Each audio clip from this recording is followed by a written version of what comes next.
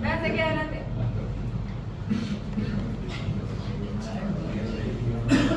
Vas a hacer nuevos amigos. Venga acá. Éxito. No, adelante. Gracias, Enrique. Ya que porque no hay No me hagan poner brava. Pórtense bien.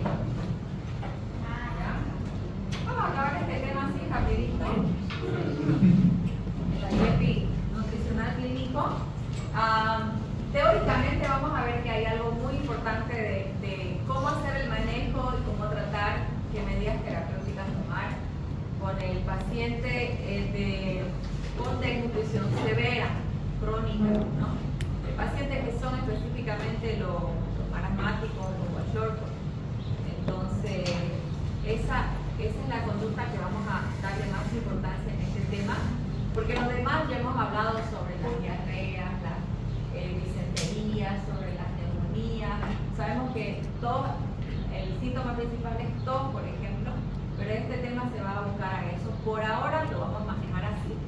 Así que aprovechen su tiempo, porque si nos vamos temprano es justamente para que ustedes estén enfocados seguramente en otras materias más que usamos, ¿ya? Y después de este tema, la siguiente semana pues ya nos vamos a segundo parcial. Hasta segundo parcial todo el mundo tiene que estar aprobado, grupo C. ¿Listo? Bien.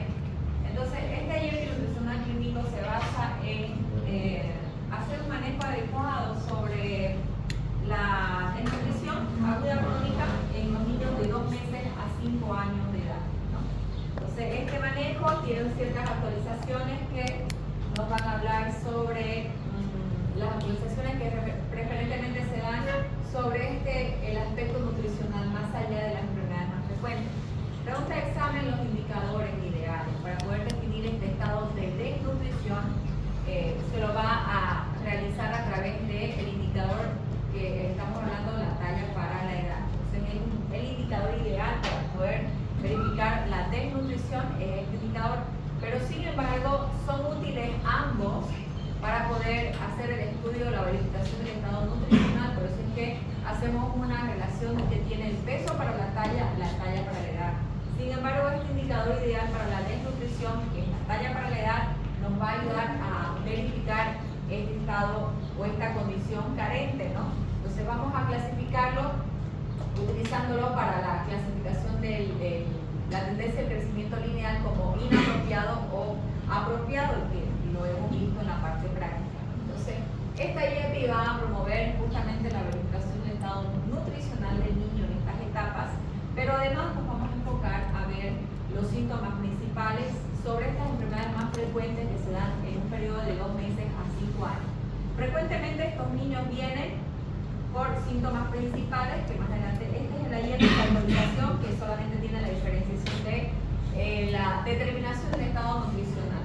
Entonces aquí estamos viendo que principalmente la consulta médica pediátrica entre las edades 2 meses a 5 años siempre van a tener motivos de la consulta específicamente sobre fiebre, tos o diarrea. Cualquiera de estas características, si es fiebre, puede ser como lo hemos visto en la clasificación en la parte práctica, fiebre que puede ser debido a un proceso infeccioso, a una enfermedad como la malaria o incluso a enfermedades virales. Pero en cuestión de fiebre, lo que hay que ver, lo más llamativo que hay que ver son los signos de peligro, ¿no?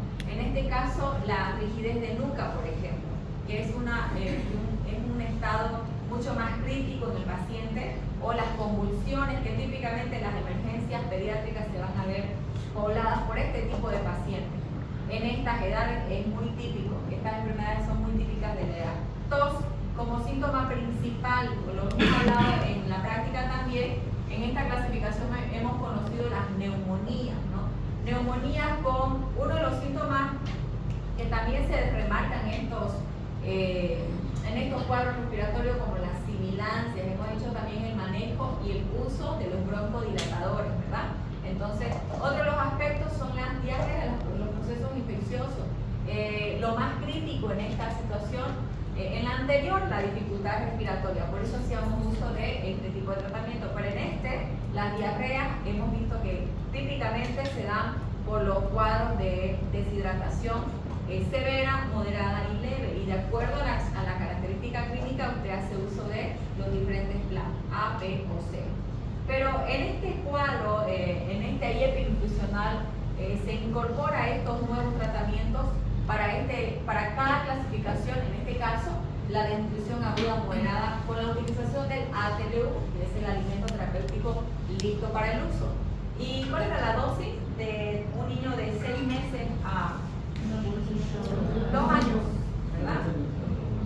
Y el de 2 años en adelante, 2 bolsas, nada más. ¿Y por qué no pusieron eso en esa sala?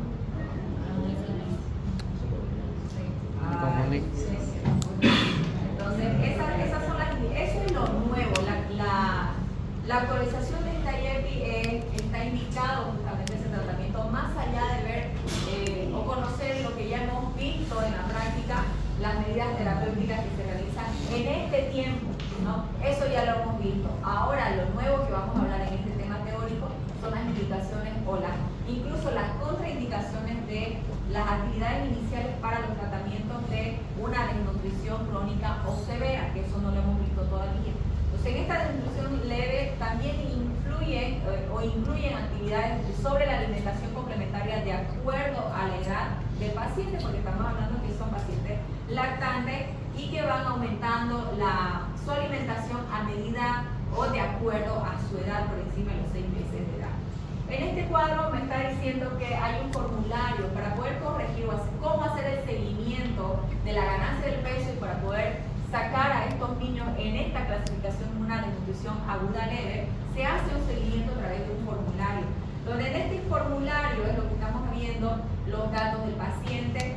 Después de realizar los datos del paciente en la primera consulta, volvemos a evaluar a los 7 días. Después de una semana, evidentemente vamos a registrar en su primer control peso, talla, la fecha en la que estamos realizando nuevamente estas actividades, pero también lo vamos a verificar en la curva o en los percentiles que hemos visto anteriormente sobre el peso para la talla y la talla para la edad. Entonces vamos a verificar los valores del peso y la talla, si está igual, si ha bajado o si ha subido algunos gramos. Entonces de eso se trata el hacer seguimiento a través de este formulario. Después vamos a evaluar el aporte de las vitaminas o minerales que deben consumir, corrigiendo la lactancia materna o en este tiempo, pero además por encima de los 6 meses, lo que hemos visto como dentro de las indicaciones terapéuticas, la alimentación, el ATLU e incluso el NutriBebé y las chipitas nutricionales, ¿verdad? Implementándolo el zinc en este caso. Por eso es que nuestra conducta que hemos hablado en la parte práctica se trataba de hacer una conducta terapéutica de acuerdo a la edad, que lo habíamos dividido en 3 periodos, de 2 a 6, de 6 a 2 años y de 2 años a 5 años, ¿verdad? Entonces, de acuerdo a la edad, siempre voy a determinar o tomar en cuenta una conducta como lo estamos viendo acá. Entonces, en este aspecto, en este aspecto vamos a cubrir o vamos a mejorar la situación nutricional del paciente de acuerdo a la edad.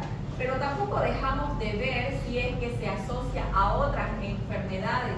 Por eso es que es importante ver cuáles son las enfermedades más prevalentes de acuerdo a esta etapa que estamos hablando y no dejamos de ver los signos de peligro que se pueden manifestar aún en este periodo de una desnutrición aguda, ¿no? Aún en este proceso de corregir este aspecto nutricional. Entonces, vemos si es que hay verificación de signos de peligro. Posteriormente vamos a evaluar también si los últimos días se ha añadido una enfermedad típica de la edad como una diarrea o fiebre, malaria, etcétera, ¿no? Porque esos cuadros ya lo llevan a un estado complicado donde las indicaciones de tratamiento hospitalario ya cambian, ya no se hace de una manera ambulatoria como lo estamos viendo a través de estos cuadros o de este formulario, sino que en esta situación se tiene que evaluar si es que hay un problema típico de enfermedad y evaluar también la talla para la edad. Entonces, de acuerdo a cada visita se debe determinar la conducta, o sea, las actividades que se van a realizar en cada uno de estos seguimientos. La alimentación, las recomendaciones sobre las enfermedades más frecuentes, ¿no? Que son típicamente las actividades que se realizan en cada uno de estos seguimientos. Entonces, como se mencionó, dice, esta estrategia del programa de Nutrición Cero está dada para la utilización del NutriBebé a partir de los 6 meses de edad como alimentación complementaria. Entonces, esta actividad se realiza hasta los 2 años de edad, por eso es taller nutricional. Promociona, dice, las prácticas nutricionales adecuadas, con énfasis en aquellos momentos críticos, como lo estamos viendo o como estamos conociendo en estas presentaciones. La situación de enfermedades que se añaden a esta situación carente de nutricional. Tratamiento y seguimiento, lo que hemos visto a través del formulario que hemos visto anteriormente a esta presentación. El empleo de la suplementación nutricional como el NutriBebé, Chispitas, Zinc, ¿no? Tratamiento terapéutico, incluyendo el ATLU, ¿no? Y las actividades promocionales de una alimentación complementaria como ha sido el NutriBebé. Para la talla baja siempre está indicado el zinc, eso lo hemos visto también, para poder estimular el apetito en estos niños. En cuanto a la alimentación del niño de etapas menores, por lo menos los 6 meses, se enfatiza y se corrige lo que es la lactancia materna. Y se tiene que conocer de que esta alimentación y recomendar también que esta alimentación es una alimentación exclusiva o es la alimentación principal, por lo menos hasta los 6 meses de edad. O incluso se considera, dice que la leche materna ya pasa a ser un alimento complementario a partir del año de edad, o sea, de los 2 meses de edad. Incluso se considera que esa etapa. La alimentación complementaria viene a ser una alimentación de refuerzo para estos lactantes de 2 meses a 6 meses, ¿no? Y por encima de esa etapa se considera la alimentación complementaria como una parte fundamental del crecimiento de estos niños. Dentro de estos procedimientos hay curvas que tenemos que realizar a través de los percentiles, pero también evaluamos las características o el aspecto de la piel. Observamos la palidez palmar intensa o severa, es una desnutrición aguda severa, ¿no? Entonces, por eso es que hablamos de las chispitas nutricionales que son implementadas a partir del 6º mes de edad. Entonces, un cuadro de desnutrición infantil es aquel que está provocado por una falta de ingesta o una mala absorción. Entonces, en estos cuadros se tiene que evaluar siempre el peso para la talla para la edad e incluso el peso para la edad. Pero ¿cuál es el indicador ideal para medir la desnutrición?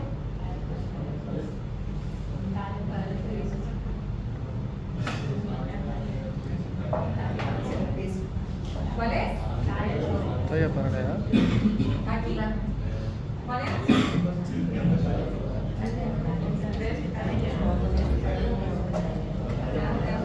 Volvamos al inicio.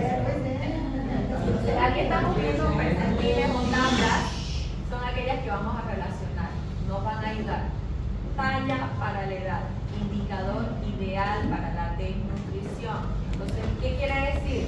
Que esta tabla me va a ayudar a definir si es un paciente con desnutrición severa, que generalmente lo vamos a encontrar menor en el percentil, menos de 3, ¿verdad? Debajo del menos 3. Entonces, esta condición tiene un criterio de internación. Entonces, las clasificaciones anteriores lo vamos a manejar de manera ambulatoria, pero este percentil va a ser muy útil para diagnosticar esta condición. Después tenemos otro percentil que está dado por el peso para la edad en el sexo femenino, masculino, también en el femenino. Entonces se utilizan estas diferentes tablas. Dentro de la clasificación aquí lo vamos a conocer como primaria, secundaria.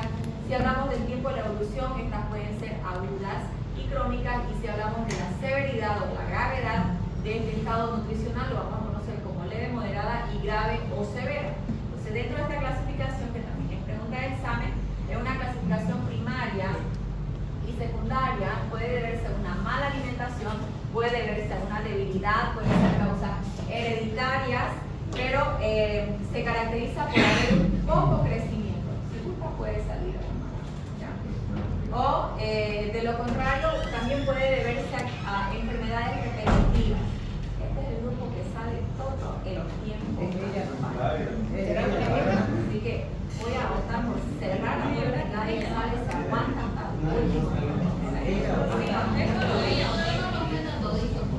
ya, entonces distrae pues eso, ¿no? De acuerdo al tiempo de la evolución, aquí estamos viendo aguda crónica, donde se pueden manifestar problemas digestivos, donde podemos ver que los alimentos no se retienen, por eso es que hay vómitos, diarrea, tienen acciones desmedidas de bajo de peso y también se puede ver un retraso del crecimiento. Entonces el problema está ahí, ¿no? En estas características. Y si hablamos de un estado severo o de gravedad, que se clasifica como leve, moderado y severo, aquí lo vamos a ver cuando niños que no ingestan, no toleran la vía oral, no se ingieren alimentos, tienen malas condiciones de salud, ya no se absorben o no retienen la alimentación.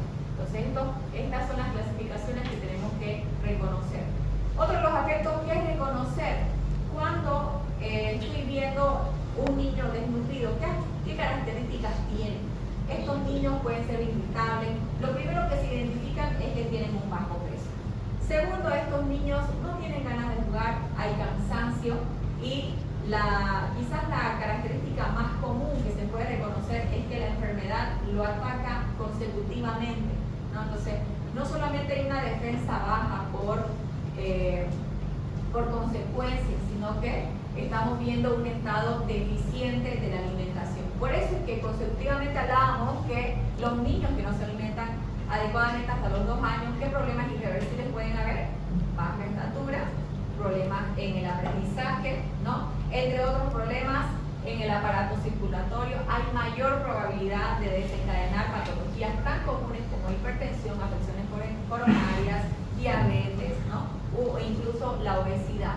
En el tema de obesidad, por deficiencias alimentarias, aquellos que consumen más alimentos calóricos que proteicos, ¿no? Entonces los problemas motrices, coordinación, piel flácida, ¿no? Tonicidad muscular disminuida, esas son las características o los aspectos que tiene un niño en un tiempo de desnutrición. Aquí vemos una variedad que típicamente lo vamos a conocer como un paciente marasmático. ¿Y cuál es la característica? La deficiencia dice que es calórica, proteica, ¿verdad? Entonces, pero las características de este niño lo ve como una carita envejecida. Generalmente se da en niños menores de 2 años. ¿No? Por ahí puede ser pregunta de examen. Tiene una carita envejecida, tiene una emaciación visible. Ustedes me preguntaron igual, ¿no? ¿Qué es emaciación visible? ¿Qué es emaciación? ¿Es algo malo o bueno? Ya está, hasta ese punto, ¿no? Entonces, estas son las características. Este niño, lamentablemente, no recupera el peso fácilmente o tan rápido como en la condición que ahorita que enseguida vamos a ver. Entonces podemos ver que hay un enflaquecimiento extremo, aunque las condiciones también pueden ser mixtas entre un kwashiorkor, como les habíamos mostrado en la práctica, y como un paciente marasmático. Sin embargo, la deficiencia que tiene este paciente con kwashiorkor es una deficiencia de proteínas viscerales, estrés oxidativo. Dice que hay formación de leucotrienos, el hiperaldosteronismo secundario y los niveles elevados de hierro plasmático libre. ¿Qué sucede cuando hay un hiperaldosteronismo? ¿Qué es un hiperaldosteronismo? Porque este paciente se edematiza. Se dice que ¿qué hace la aldosterona en el cuerpo? ¿Cómo dice? Regula. Por eso cuando hay un aumento de la aldosterona, dice que hay una acumulación de líquido. Entonces eso interviene en los procesos fisiopatológicamente hablando, eso interviene, pues esa es la forma en la cual se va a manifestar este kwashiorkor. Entonces esa hormona es importante, además de la albúmina y de todo lo que se conoce como esta enfermedad en su fisiopatología. La diferencia a la anterior es que esta característica o esta presentación se da en niños mayores a los 2 años. Y físicamente, ¿cómo se ve?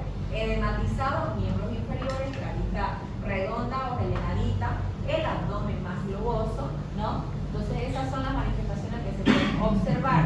Otra de las características es que tiene el cabello rojizo, quebradizo, débil, ¿no? soltar, se puede romper fácilmente el cabellito cuando tienen estos aspectos. Otra de las características es que hay un compromiso a nivel de la piel. Las infecciones en la piel también están presentes en este tipo de pacientes. Por eso es que dentro de los criterios de internación están estas dos presentaciones. Cuando requieren de internación, cuando estamos viendo este tipo de pacientes, Kwashiorkor por ser pacientes con desnutrición edematosa o los marasmáticos, ¿no? Con un enflaquecimiento o una emanciación visible grave. Niños con enanismo nutricional y aquellos que tengan una relación de los percentiles -2 a -3. Pero la diferencia es que estos vienen con complicación, están asociados a tener una complicación. ¿Qué quiere decir? Que este aspecto lo hemos manejado en práctica, ya hemos visto cuál es la medida terapéutica, pero esto es criterio de internación cuando, además de estar en esta condición, se asocia a una complicación. ¿Qué complicación? Diarrea, neumonía, deshidratación grave, entre otras características más frecuentes que son típicas de la edad. Esos sí son criterios de internación. Así que pregunta esa. ¿Cómo se hace? ¿Cuál es el principio de este manejo con este paciente? Estos pacientes que son referidos hospitalariamente a estos tiempos de internación tienen que tener un especial cuidado al ser niños que están en estas condiciones severas, vigilados constantemente, temperatura ambiente, ¿no? Tienen que estar colocados en un lugar aislado estos pacientes. Otra de las características es que evitar hacer venoclisis, ¿no? Ahorita vamos a ver las indicaciones y las contraindicaciones del manejo adecuado en estos pacientes críticos o severos. El tratamiento inicial comienza cuando han ingresado al hospital y termina después de haber recuperado el apetito, que por lo general esto varía entre las 2 semanas hasta las 7 semanas en este caso. Entonces aquí vamos a ir evaluando en este cuadro esta importancia que representa este tema, teóricamente hablando, cómo se debe corregir, qué tomar en cuenta cuando estemos hablando de pacientes por desnutrición severa, cuáles son las condiciones que este sistema o cada uno de estos sistemas se encuentran, y por eso es que tenemos que recomendar cuál es la conducta ideal a poder tratar inicialmente en este tipo de pacientes. Por ejemplo, en el hígado se encuentra una gluconeogénesis disminuida. Por eso es que dentro de los tratamientos inapropiados que hay que evitar en primera instancia es administrar dietas ricas en proteínas como tratamiento inicial, estamos hablando, ¿no? En tratamiento inicial no se inicia con alimentos altos en proteínas, no alimentar por la noche. Esas son las indicaciones que debemos evitar, o contraindicaciones, tratamientos inapropiados, porque vamos a generar complicaciones, ¿no? Una complicación como la hipoglicemia. El tratamiento apropiado más bien sería en estos pacientes que están en un cuadro severo, recuperar el apetito. Recuperar el apetito y dar dietas bajas en proteínas y calorías. Entonces esas son las características o las conductas que debemos tomar desde un tratamiento inicial. En el aparato genitourinario también se encuentra disminuido el filtrado glomerular. Por eso es que es importante evitar los líquidos endovenosos, ¿no? ¿Qué complicaciones podemos hacer? Ahí está. ¿Qué dice? Insuficiencia renal, ¿verdad? Sobrecarga, edema. Entonces, esas son las conductas que hay que tomar en cuenta. En el aparato digestivo, motilidad disminuida, disminución del ácido clorhídrico. Entonces, hay una indicación o un tratamiento inapropiado inicialmente en este tipo de pacientes va a generar complicaciones. Es como cuando usted hace largas horas de ayuno, ¿no? Y después de terminar ese tiempo de ayuno, restricción alimenticia, usted se alimenta o decide comer un alimento pesado. ¿Qué es lo que va a provocar? Distensión abdominal. Pues imagínense en estos niños que llevan, no días, semanas, ¿no? Por eso se habla más por encima de los 15 días, dice una erupción crónica, ¿no? De este estado de nutrición. Dentro de los tratamientos indicados o apropiados es dar pequeñas cantidades de alimentación de una forma más recurrente o más frecuente. El sistema inmunológico también se encuentra abolido, quiere decir que hay una inmunidad disminuida. Por eso es que dentro de las complicaciones, cuando hacemos la administración de hierro, podemos provocar, dice, complicaciones como la sepsis. Entonces, tratamiento inicial, pregunta de examen, por si acaso. No administrar hierro como tratamiento inicial. ¿Solo hasta cuándo? Hasta cuando haya ganado el apetito o haya recuperado el apetito o empiece a subir unos gramos de peso. Entonces sí se puede administrar hierro. Por eso es que dentro de las conductas, inicialmente hablando, como tratamiento de estos pacientes hay que hacer antibiótico-terapia, porque sabemos que estos pacientes pueden estar comprometidos con otro proceso, otro tipo de enfermedad. Y hay que evitar las infecciones cruzadas, por eso es que hacemos o se recomienda como un tratamiento apropiado esta conducta. Entonces aquí estamos viendo el tratamiento inicial que se debe manejar, evitar las hipoglucemias, hipotermia, evitar las deshidrataciones, corregir el desequilibrio hidroelectrolítico, ¿no? Tratar las infecciones en el caso de los kwashiorkor, por ejemplo, que son típicas, las lesiones en la piel, y evitar el hierro al inicio, solo hasta cuando tengamos las medidas correspondientes que hemos mencionado. Iniciar la alimentación en pequeñas cantidades, hacer una alimentación hasta recuperar el peso, ¿no? Y una alimentación activa preceptiva en todo el proceso del tratamiento. Y preparar el alta cuando ya haya recuperado el peso. Entonces podemos seguir continuando esta conducta, la recuperación de este paciente de su estado de desnutrición ambulatoriamente, haciendo el seguimiento a través del formulario que hemos visto. Entonces, aquí estamos viendo los cuidados generales sobre la alimentación, la higiene, la alimentación activa perceptiva y la variedad de los alimentos que requieran ser específicamente de alto valor nutricional. Estos son los alimentos que hemos visto en práctica que gradualmente se van aumentando para facilitar la ablactación del paciente. Entonces, en este taller de la atención de 2 meses a 5 años, la historia clínica es aquella que va a estar dada de esta manera, los datos bilaterales, el motivo de la consulta, la enfermedad actual, los antecedentes más importantes, ¿no? Los signos vitales, y nos vamos a verificar si es que hay la presencia de una enfermedad frecuente de la edad. Entonces, cada una de estas que incluye incluso problemas de la garganta como la faringoamidalitis pulsácea, por ejemplo, ¿no?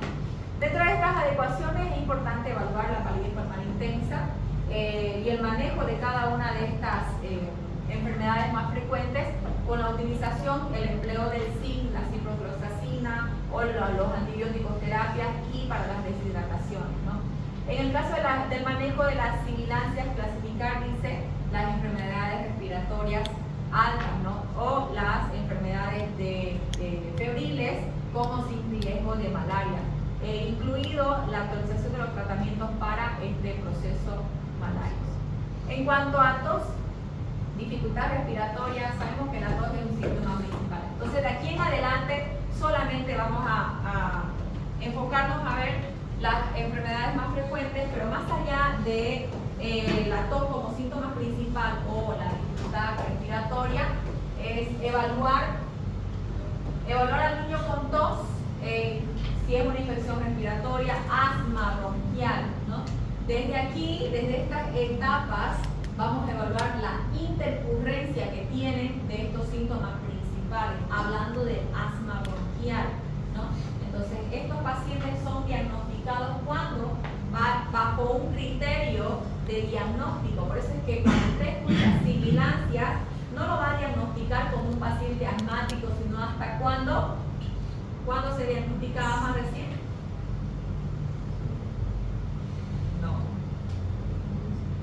No solo por una enfermedad de vida. No se le han enseñado eso en pediatría todavía.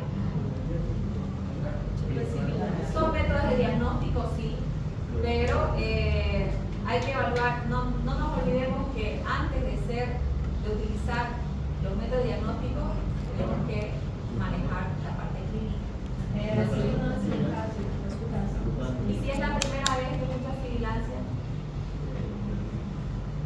¿lo diagnostica como paciente asmático? No, pues, ¿verdad? Simplemente este cuadro que vamos a ver acá, se dice que tiene que haber periodo entonces que va acompañado justamente con un método de diagnóstico. Pero ante la presencia de ¿qué? De pelos de animales, actividades físicas, cambios climáticos, el polvo, el polen, son las características que ustedes van a determinar. Entonces sí, considero que es asma, ¿no?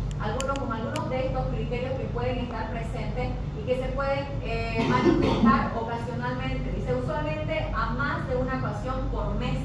Entonces, se da cuenta, tiene que evaluar la intercurrencia de estas manifestaciones clínicas por procesos patológicos, ¿no? Entonces, por eso es importante desde la primera consulta verificar si es que este niño ha presentado, ha manifestado la misma clínica anteriormente. Y eso se tiene que evaluar en periodos intercurrentes por encima, hasta por encima los 3 años de evolución.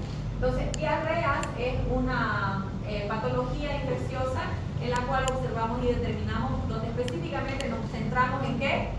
En los niveles de deshidratación, y justamente de acuerdo a esas características es que vamos a hacer los diferentes planes de actuación. Con los tratamientos correspondientes puede ser uso de glufosazol o incluido también la ciprofloxacina, ¿no? Que se lo utiliza por lo menos 7 días del tratamiento infeccioso. Acá hablamos de la fiebre y en fiebre hemos visto por cualquier proceso infeccioso, incluso de enfermedades endémicas como la malaria. Lo más grave o el signo de peligro más llamativo en esta condición, que es rigidez de núcleo, efectivamente. Entonces, después el empleo de los métodos de diagnóstico, los tratamientos de antibiótico-terapia para puede ser, por ejemplo, fiebre sin riesgo de malaria, que puede ser desde una neumonía, una diarrea que puede provocar estos picos febriles. Entonces, de eso se trata también hacer el tratamiento y las pre-referencias en caso de que estemos hablando de una situación de severidad. Se fiebre del niño, que es lo que hay que evaluar, las zonas endémicas, hay que ver la prueba de torniquete, las características de la piel, si es rigidez de nuca, etc., ¿no? O la presencia de algunas erupciones cutáneas, porque también hemos visto algunas enfermedades virales que hacen pico febril. Los problemas de oído, para ir terminando con este tema, son las enfermedades más frecuentes que podemos ver en estas edades. Por eso es que hemos hablado en la mastoiditis, por ejemplo, ¿usted cómo las va a ver? La mastoiditis. Exactamente, una tumefacción retroauricular, ¿verdad? Entonces, en esa zona es así, dice, ¿no? Es así la cerveza. Las demás no sé, Diosito sabe. Entonces, el problema de los oídos se ha actualizado es el manejo de las infecciones crónicas. ¿Por qué? Por eso hablamos de la ciprofloxacina. El manejo de las infecciones crónicas rotando ya no a un clotrimazol, sino a una ciprofloxacina. Y el cuidado que se debe tener sobre este antibiótico también son una de las conductas que ya hemos hablado en la parte práctica. Entonces aquí estamos viendo problemas del niño al observar y ver efectivamente si hay un proceso infeccioso que típicamente se ve por la supuración en el oído. En una etapa aguda se resuelve antes de los 14 días y en una etapa crónica se puede resolver con un tratamiento de antibiótico de amplio espectro, ¿no? Entonces, por eso es que las actualizaciones están dadas referente al tratamiento que se hace en cualquiera de estas patologías. ¿Sí? Doctora, Luisa preguntó sobre la infección oral. ¿Cómo se le responde? Botellón.